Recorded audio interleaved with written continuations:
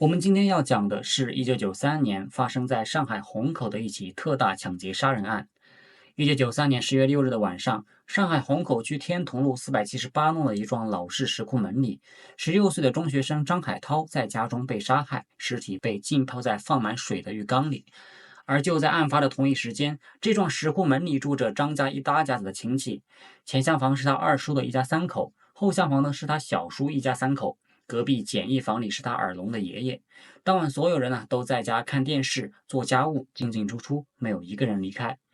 熟悉上海老石库门的观众应该知道，这种老式房子的木板隔墙薄到什么程度，隔壁人家咳嗽一声、翻个身都能够听得一清二楚，更别说打斗、挣扎的动静了。可就是在几乎一个众目睽睽的环境里，凶手不仅完成了杀人，翻遍全屋抢走价值15万元的财物，甚至还打开了煤气阀门，放满了浴缸里的水，最后悄无声息地全身而退。全程没有一个人听到任何异常的响动。凶手是如何在众目睽睽之下完成这起凶杀案的？又是如何全身而退的呢？这起案子在当年的上海轰动一时，也被很多老侦查员称为心理素质最离谱的作案者。我们今天就从头来讲，这起看似天衣无缝的凶案是怎么一步步被警方撕开缺口，最终水落石出的。1993年10月6日晚上的10点55分，上海市公安局110指挥中心接到了一通报警电话。报警人的声音颤抖得不成样子，说天潼路478弄33号出人命了，自己的儿子被人杀害了。报警人就是张海涛的父亲张福根。接到报警后，虹口公安分局主管刑侦的副局长宋孝慈立刻带着刑侦支队的队长郭建新，还有技术人员、侦查员火速的赶往现场。与此同时上海市公安局803刑科所的法医也同步出发。当年的上海10月的晚上已经有了很深的凉意，警车穿过国庆刚过还残留着节日装饰的街巷，一路拉着警笛赶到了天潼路的石库门弄堂。走进案发的这幢石库门最先扑来的是浓烈的煤气味，还有说不出的压抑感。案发的房间是在底层的客堂里，是张福根和儿子张海涛住的地方。推开门进去整个屋子就像是被倒扣过来的抽屉一样，所有的衣柜、橱柜、木箱都被打开了，里面的衣物杂物被翻得乱七八糟，散落在床上、地上，连个落脚的地方都没有。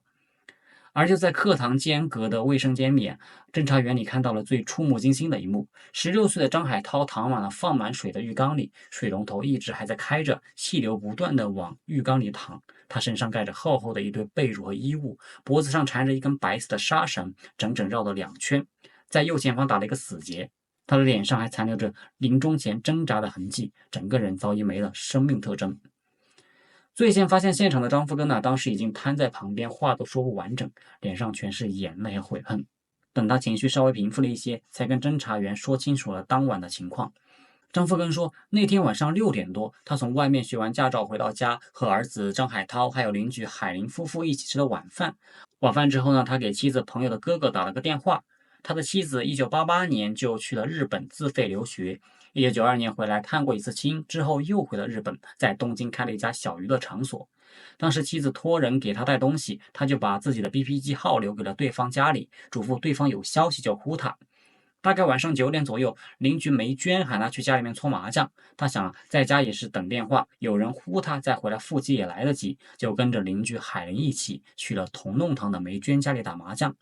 这一搓就搓到了晚上10点多。中途他的 BP 机响了2次，第一次响的时候牌局正打到关键处，旁边的人劝他打完这局再去，他就没走，一直等到这局结束，他才起身准备往家，准备回电话。可他掏出钥匙打开家门的那一刻，整个人都懵了，屋里面一片狼藉，扑面而来的是浓烈的煤气味。他当时心里咯噔了一下，知道大事不好，立刻扯着嗓子喊儿子张海涛的小名涛涛，可喊了好几声屋里面一点回应都没有。他冲进了儿子的房间里面，没人，又把课堂间翻了一遍，还是没人。最后他跌跌撞撞冲进了卫生间，就看到了浴缸里的儿子。当时腿一软，差点栽倒在地上。他强撑着扑过去，把儿子从浴缸里抱了出来，放到床上做人工呼吸，又慌慌张张的找车把儿子往医院送。可到了医院医生直接告诉他，孩子早没了气，已经死亡很久了。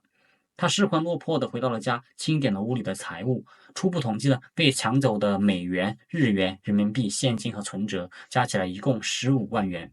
除此之外，还有家里面的金银首饰、2台进口的照相机，全都被拿走了。1993年的15万元是什么概念呢？当时的上海市区的商品房啊，1平米才1000多块钱，15万元呢，足够买一套地段不错的2室一厅。这笔钱在当年呢，绝对是一笔巨款。现场勘查还在继续，法医对尸体进行了初步的检验，给出了明确的结论：张海涛的死因是绳索勒紧导致的机械性窒息，死亡时间呢是当晚的9点40分到10点30分之间，脖子上的纱绳呢就是致死的凶器。除此之外呢，法医还在张海涛的指甲缝里提取到了少量的人体皮肤组织，很明显呢，他在遇害前和凶手有过激烈的搏斗，抓伤了凶手。技术人员呢，在现场的勘查过程中，还发现了几个关键的细节。第一个是床上放着一卷散乱的砂纸，张富高的二哥二嫂确认了这卷砂纸呢是二婶当晚给张海涛送过来的，一共23张，是张富根之前跟二婶要的，准备装修新房子用。二婶说啊，她当晚9点44分的时候路过课堂间，看到张海涛正在水池边洗脸，就把砂纸递给了他，还跟他说了2句话，让他早点睡觉。这也是所有人最后一次见到活着的张海涛。也就是说，凶手进入房间的时间一定是在9点44分之后。这个时间点呢，成了警方划定作案时间的核心依据。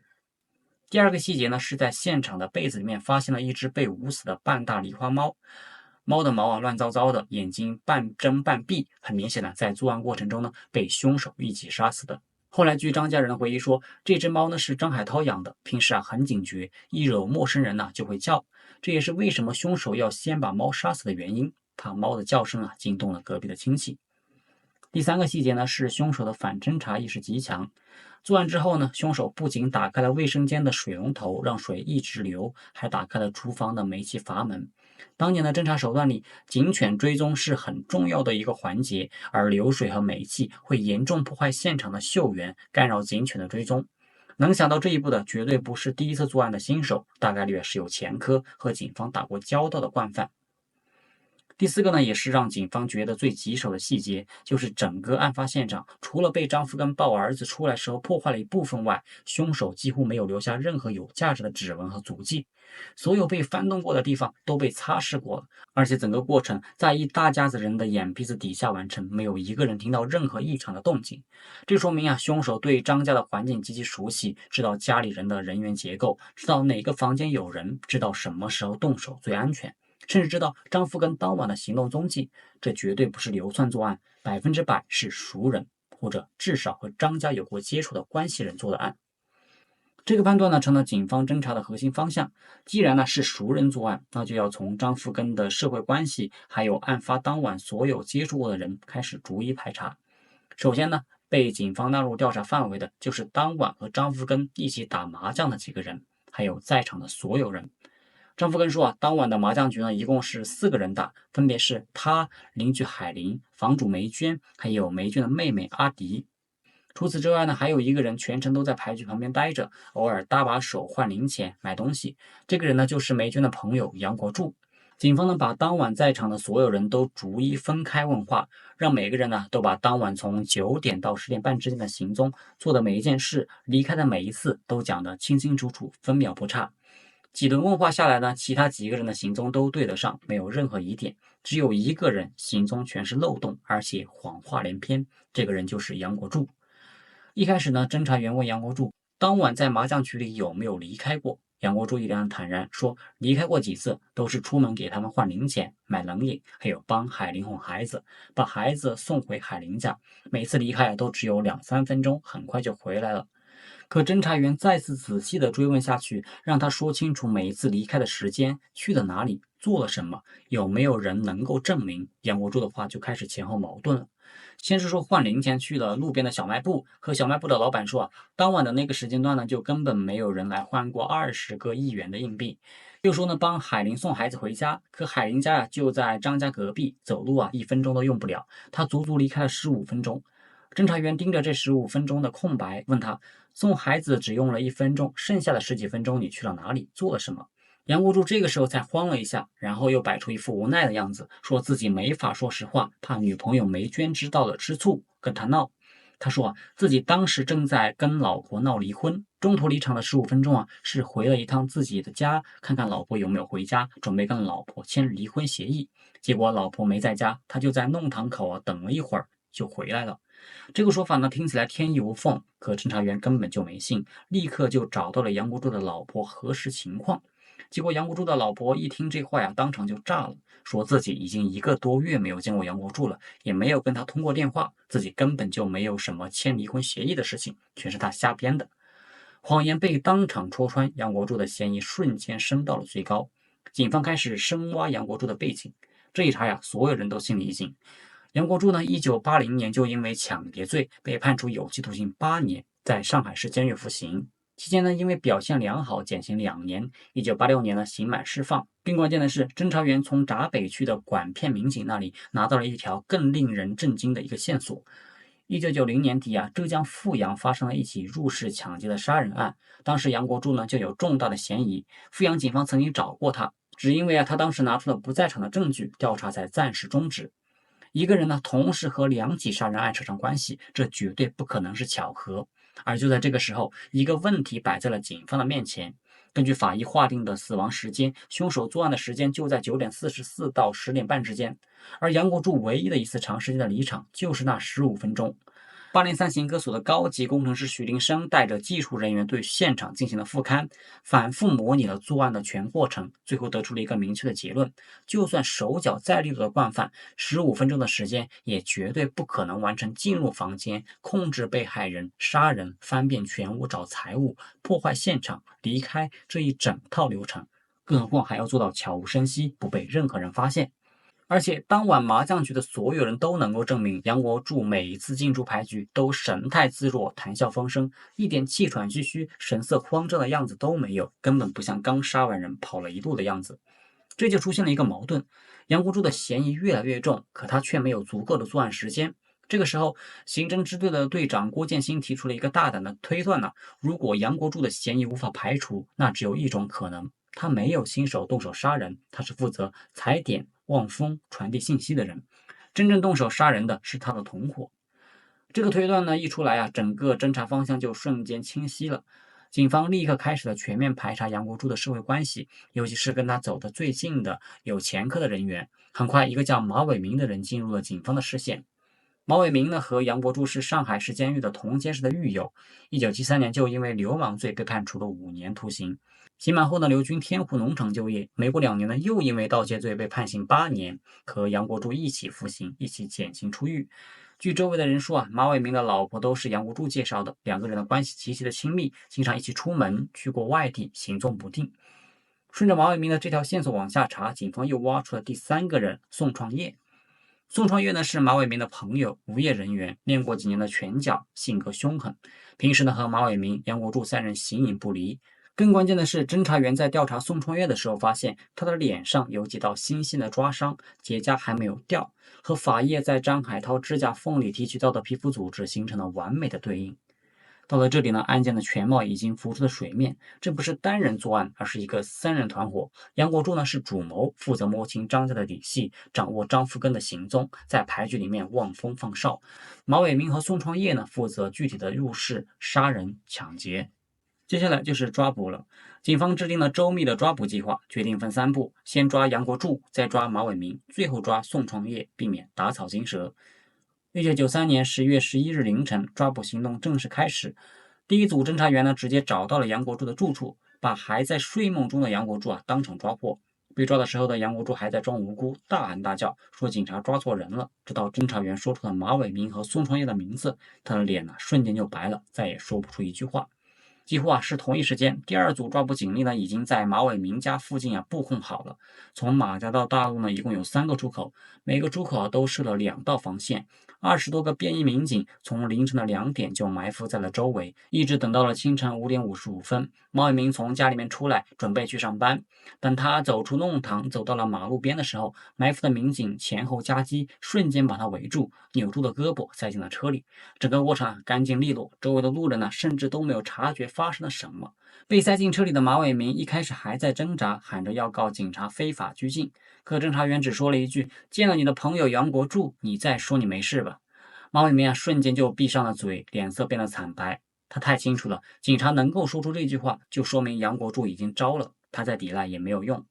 审讯马伟明的过程比杨国柱顺利多了。马伟明经过2次监狱，知道警察的手段，也知道杨国柱已经被抓，肯定已经把他供出来，心里面呢满是怨恨，觉得是杨国柱不先不讲义气，也就觉得没有什么好扛的了，很快就交代了全部的犯罪事实，还有宋创业的打工地址在淮海西路的一家公司里。拿到地址之后呢，警方立刻制定了抓捕宋创业的计划。宋创业练过拳脚，有一定的反抗能力，而且他打工的公司后面呢是一片空地，再往后面呢就是一大片苗圃，一旦让他跑了进去，再抓就难了。所以警方就决定让马伟明写了一张纸条，内容是请跟来人到我家，马伟明。然后派一个便衣民警拿着纸条去公司找宋创业，骗他出来。当天下午3点半，便衣民警走进了公司，说有事找宋创业。宋创业从办公室里面出来，脸上还带着新鲜的抓伤。便衣民警把纸条递给了他，故意露出了一个神秘的笑容。宋创业一看是马伟明的字迹，以为是之前抢来的赃款要分赃，想都没想，心领神会的跟着便衣走出了公司的大门。刚出门呢，埋伏在周围的民警就一拥而上，直接把他按倒在了地上，塞进了车里。全程他连反抗的机会都没有。3个嫌疑人呢全部落网，距离案发呢仅仅过去了5天的时间。接下来的审讯3个人彻底交代了这起16特大抢劫杀人案的全部细节，还有他们之前犯下的2起警方久侦未破的大案。事情的起因呢，要从张福根从日本回来说起。1992年，张福根去日本探亲，待了1年才回上海。回来之后呢，他整个人都张扬了起来，家用电器拉了回来一卡车，买了摩托车，还在运光新村买了一套2室1厅的商品房，正在装修。他平时口无遮拦，喜欢跟人吹牛，经常跟周围的人说多了拿不出来，投资50万还是可以的。这话被杨国柱听在了耳朵里，记在了心里。杨国柱刑满释放之后呢，一直没有正经的工作，看着上海日新月异的变化，看着周围的人都有钱了，自己却一贫如洗心里早就扭曲了。他在监狱的时候就专门听那些重刑犯讲作案的手法、反侦查的技巧，心里面早就憋着一股劲，想干一票大的，一夜暴富。而到处露富的张福根呢，就成了他盯上的目标。他通过霉菌的牌局和张福根搭上了话，慢慢摸清了张福根的家底，知道他家里面有现金、有外汇、有首饰，还摸清了他的家庭情况，知道他有一个妻子在日本，家里面只有一个16岁的儿子张海涛，平时性格内向，不爱出门，也很少有同学来家里面。为了作案呢，杨国柱提前踩了无数次点，把张家石库门的结构、周围的环境、隔壁亲戚的作息摸得一清二楚。他还拉上了自己的狱友马伟明，还有马伟明的朋友宋创业，3个人一起策划了这起抢劫杀人案。杨国柱跟他们说张福根家里面有巨款，只要干成这一票，3个人后半辈子都不愁了。1993年10月6日的晚上机会终于来了。杨国柱知道张福根晚上要去梅娟家打麻将，家里面呢就只有张海涛一个人。他提前跟马伟明、宋创业约好，他在麻将局里面盯着，一旦确认张福根坐上了牌桌，短时间内不会离开，就给他们发信息，让他们立刻动手。晚上9点呢，张福根准时到了梅娟家，坐上了麻将桌。杨国柱找了个借口出门，给等在附近的马伟明和宋创业递了信号，告诉他们张福根已经走了，家里面只有张海涛一个人，可以动手了。马伟明和宋创业2个人走到了张家的门口，敲了敲门。屋里面的张海涛问是谁，2个人就说是张福根的朋友，给张福根送东西，是张福根让他们过来的。张海涛年纪小没有什么防备心，加上2个人说的是父亲的名字，就直接打开了门。门一开呢，2个人就立刻闪身进了屋，反手就把门锁上了。张海涛瞬间就反应过来不对，刚要喊就被宋创业一把捂住了嘴，按在了地上。张海涛拼命的挣扎，在挣扎的过程中狠狠地抓伤了宋创业的脸。可他一个16岁的少年根本不是2个成年男人的对手，很快呢就被2个人控制住了。他们怕张海涛的叫声惊动了隔壁的亲戚，就把他拖进了卫生间，又怕养的猫叫，又顺手把他的猫也抓了过来，用被子活活捂死了。然后呢，马伟明拿出了提前准备好的纱绳，缠住了张海涛的脖子，2个人一起用力，活活把这个16岁的少年勒死了。杀了人之后呢，2个人没有丝毫的慌乱，按照之前杨国柱商量好的，开始翻屋找屋里的财物。他们把所有的衣柜、木箱、抽屉全都打开了，翻了个底朝天，把现金、存折、金银首饰、照相机全部都打包带走，一共抢了价值15万元的财物。临走之前呢，他们还不忘做反侦查处理，把张海涛的尸体放进了浴缸，打开水龙头放满水，又打开了厨房的煤气阀门，用流水和煤气破坏现场的嗅源。他把他们所有碰过的地方全都用布擦拭了一遍，擦掉了指纹和足迹。然后呢，两个人打开了门，悄无声息地离开了石库门，全程没有被任何人发现。而这个时候呢，杨国柱还在麻将局里若无其事地看着牌，甚至还在张福根的 BP 机第一次响的时候，故意拦着他，让他打完这局再走，给马伟明和宋创业争取更多的时间。一直等到他估摸着两个人已经得手走远了，才放张福根离开牌桌回家。更让人觉得离谱的是，张福根发现儿子遇害，大喊大叫的时候，杨国柱也跟着跑了过去，第一时间冲进了凶案现场。他不仅没有躲，反而还装作热心的邻居的样子，帮着张福根抬尸体、找车、跑医院，甚至还在现场帮着收拾东西，把本来就破坏的现场搅得更加的混乱。他甚至还在警察赶到现场之后呢，凑到警察的跟前，给警察递烟，说自己看到两个可疑的一高一矮的男人，想把警方的侦查方向带偏。他自以为这一切都策划得天衣无缝，自己全程都在麻将局里有完美的不在场的证明，警方绝对不会怀疑到他头上。可他没有想到，就是他自己编的那些漏洞百出的谎言，还有他过于热情的反常表现，让警方第一时间就把目光锁定在了他身上。随着三个人的全部交代，警方还顺藤摸瓜破坏了另外两起积压了很久的大案。一起呢是1990年12月发生在浙江富阳的一起入室抢劫杀人案，就是这三个人干的。当时他们盯上了富阳的一个个体户，入室抢劫之后呢，杀了户主全家，抢走了大量的财物，之后呢销毁了证据，逃回了上海。